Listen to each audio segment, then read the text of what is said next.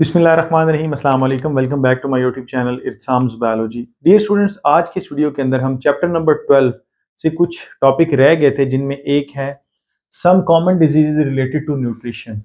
इसके बारे में डिस्कस करने जा रहे हैं और आज की इस वीडियो के अंदर मैं आपको चार जो डिसऑर्डर्स या डिजीजेज हैं उनके बारे में बताऊंगा, जिसमें डिस्पेप्सिया है, फूड पॉइजनिंग है, बोचुलिज्म है एंड ओबेसिटी आ जाता है। इंशाल्लाह बाकी जो बच जाएंगे उनको हम नेक्स्ट वीडियो के अंदर डिस्कस करेंगे। सबसे पहले डिस्पेप्सिया।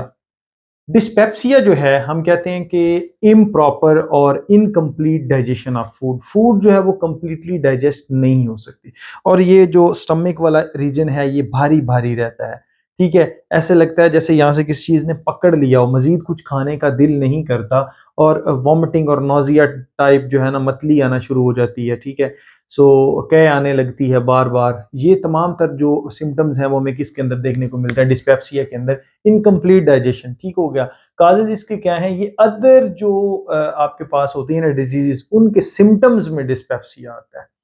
इटसेल्फ ये कोई डिजीज नहीं है, ये डिसऑर्डर है छोटा बहुत, थोड़ा बहुत, मतलब कि जो बाकी कोई डिजीजेज हैं बंदे को, फॉर एग्जांपल जॉन्डस है, फॉर एग्जांपल उसका जो स्टमक है उसके अंदर अल्सर बन चुका है या स्टमक जो है वो अपना फंक्शन प्रॉपर परफॉर्म नहीं कर रहा, तो इस केस के अंदर जो है वो आपको डिस्पेप्सिया या इंसान को डिस्पेप्सिया हो सकता है। इसके काजेज के अंदर क्या आता है? फॉल्टी स्टमक और इंटेस्टाइन। इंटेस्टाइन के अंदर इन्फेक्शन हो या स्टमक के अंदर इन्फेक्शन हो तो डिस्पेप्सिया हो सकता है। लो बाइल प्रोडक्शन, अगर लिवर बाइल प्रोडक्शन जो है वो कम कर रहा है और या फिर बाइल जो है उसकी जो कंसंट्रेशन है वो ज़रा, ये आपके पास डाइल्यूट है, ठीक है, वो कंसंट्रेटेड नहीं हो पा रहा। अगर गाल ब्लैडर के अंदर स्टोमिक जो है वो गाल ब्लैडर के अंदर क्या है, स्टोन्स वगैरह हैं, जिसकी वजह से फिर दोबारा से क्या स्टमक इश्यूज आना शुरू हो जाते हैं, क्योंकि बाइल ने क्या करना है? लिपिड्स को इमल्सिफाई करना है। जो लिपिड्स होते हैं ना, जो हम खाते हैं चिकनाई वगैरह, उसको ड्रॉपलेट्स के अंदर कन्वर्ट करना किसका काम होता है? बाइल का।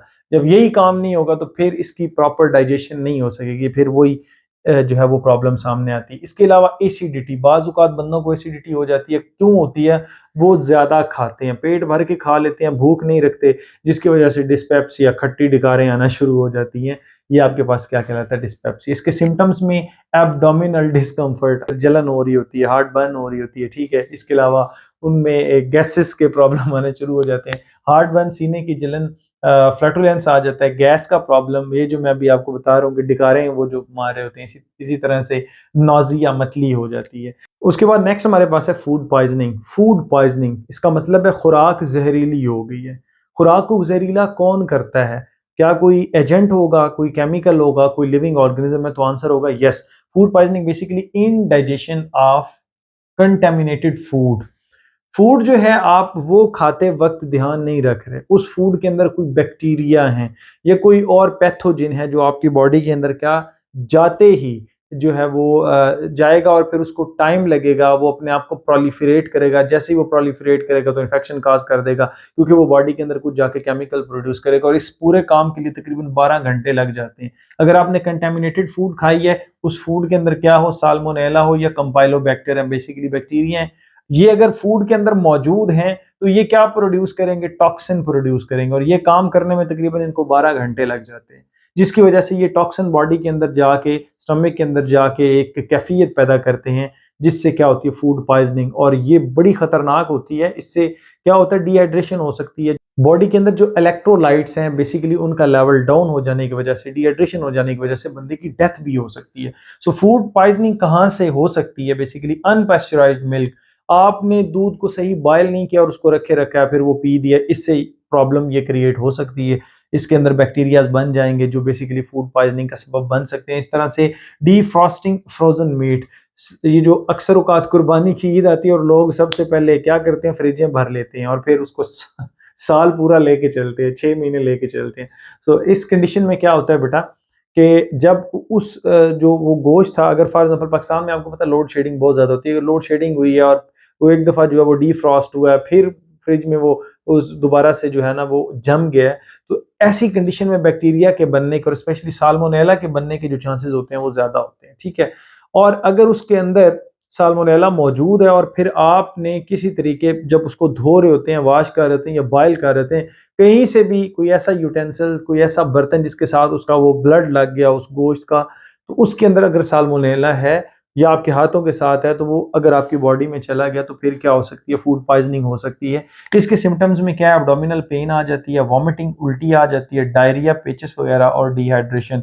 और मैंने आपको बताया कि लॉस ऑफ इलेक्ट्रोलाइट होने की वजह से बंदे की डेथ भी हो सकती है अगर ये सीवियर कंडीशन में चला जाए। सो इसकी सीवियर कंडीशन क्या होती है, इसकी सीवियर कंडीशन होती है botulism. So what is botulism? Severe food poisoning, बड़ी शदीद किस्म की फूड पॉइजनिंग हो जाती है। इसका काजेज क्या है? दैट इज क्लोस्ट्रीडियम बोचुलिनियम, एक बैक्टीरिया है मेरा बेटा, ये टॉक्सिन्स प्रोड्यूस करता है बॉडी के अंदर जाके, और ये हाईली पॉइजनस टॉक्सिन्स होती हैं। और ये डायरेक्ट किस पर असर करती हैं? सेंट्रल नर्वस सिस्टम पर करती हैं, कार्डियोवैस्कुलर सिस्टम, हार्ट वगैरह पर करती हैं, और उसके बाद रेस्पिरेटरी सिस्टम पर ये अटैक करती हैं और पैरालिसिस काज कर देती हैं। रेस्पिरेटरी पैरालिसिस हो गया, इसका मतलब क्या है? सांस रुकना बंद हो गया। हार्ट पे पैरालिसिस हो गया तो हार्ट अटैक, मतलब हार्ट अटैक हो जाएगा, बंदे की डेथ हो जाएगी। और सेंट्रल नर्वस सिस्टम पे भी ये क्या करती हैं? उसको भी पैरालाइज कर देती हैं, फिर उसके बाद भी बंदा काम करने के काबिल नहीं होता। इसके जो सिम्टम्स उसमें फटीग आती है, क्योंकि आपका रेस्पिरेटरी सिस्टम पर ये अटैक करता है तो ऑक्सीजन की जो है ना, ऑक्सीजन लेने की कैपेसिटी वो कम हो जाती है। इसी तरह से ब्लड पूरी तरह से जो है सप्लाई नहीं किया जा सकता, डबल विजन हो जाती है क्योंकि सेंट्रल नर्वस सिस्टम पर है। डिजीनेस, सेंट्रल नर्वस सिस्टम, बंदे के ऊपर गनूदगी, हार्ट हेडेक आ जाती है, diarrhoea, vomiting, nausea and abdominal pain, ये सारी चीज़ें इसमें आ जाती हैं इसके सिम्टम्स के अंदर। उसके अलावा हमारे पास आता है लास्ट पे ओबेसिटी, मोटापा। मोटापा क्यों होता है? आप सबको पता है कि अगर आप अपनी डाइट का ख्याल नहीं रखेंगे तो आपको मोटापा हो सकता है। आप ओवर ईटिंग करेंगे तो आपका जो पेट वाला रीजन है, पहले ये बढ़ना शुरू हो जाएगा। जब ये बढ़ना शुरू हो जाए तो समझ जाएं कि आपने ओबेसिटी की पहली सीढ़ी पर कदम रख लिया, आप मोटा होना शुरू हो गए। अक्सर औकात ये 30s के बाद आता है, 30 साल की उम्र के बाद ये होना शुरू होता है। ये जो चेहरे की पफीनेस है, चेहरे की जो मतलब कि आप राउंडनेस है, ये आना शुरू हो जाती है। तो ये पहली निशानियां होती हैं ओबेसिटी की। अब यहाँ पर आपको अपनी डाइट का काफ़ी ख्याल रखना पड़ता है, आपको मेंटेन करना पड़ता है डाइट को। सो ऐसा क्या है जो आप डाइट में ज़्यादा ले रहे हैं जिसकी वजह से आप ओबेसिटी का शिकार हो रहे हैं? तो उसमें आंसर पहला ये आता है कि आप शुगर इनटेक ज़्यादा कर रहे हैं, आप मीठा ज़्यादा खा रहे हैं, या फिर आप ओवर ईटिंग कर रहे हैं, हर चीज़ ज़्यादा खाते जा रहे हैं, ठीक है? उसमें क्या होता है कि हमारा जो लिवर है, वो क्या करता है, वो शुगर को किस में कन्वर्ट करना शुरू कर देता है, ग्लाइकोजन के बदले वो उसको कोलेस्ट्रॉल में या ट्राइग्लिसराइड के अंदर या लिपिड्स के अंदर कन्वर्ट करना शुरू कर देता है।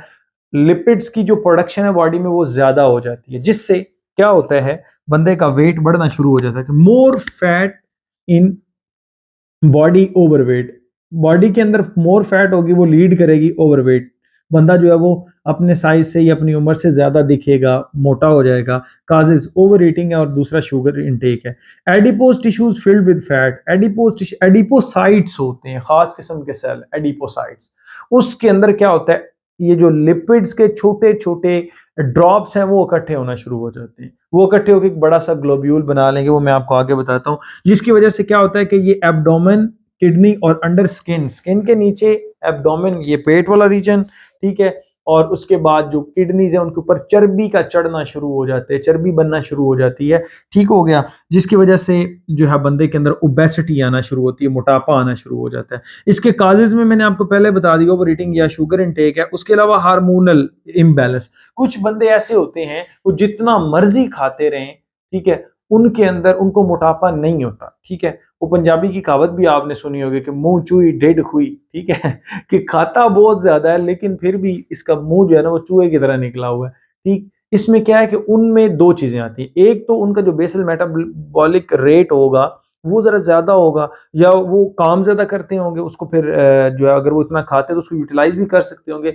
और फिर दूसरी चीज आती है इनहेरिटेंस, हेरिडिटी।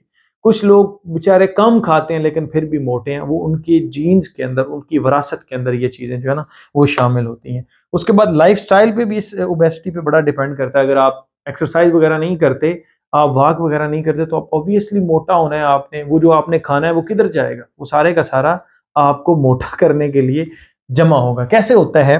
फैट ड्रॉप्स की अगर हम बात करें, ये सेल है जी, ये सेल है, ये फैट ड्रॉप है, ये एक फैट ड्रॉप इसके अंदर आया। इसी तरह से ये वही एडिपोसाइट है, ये दूसरा फैट ड्रॉप, ये तीसरा, ये चौथा, ये पांचवा, सारे सेल के अंदर आते जा रहे हैं।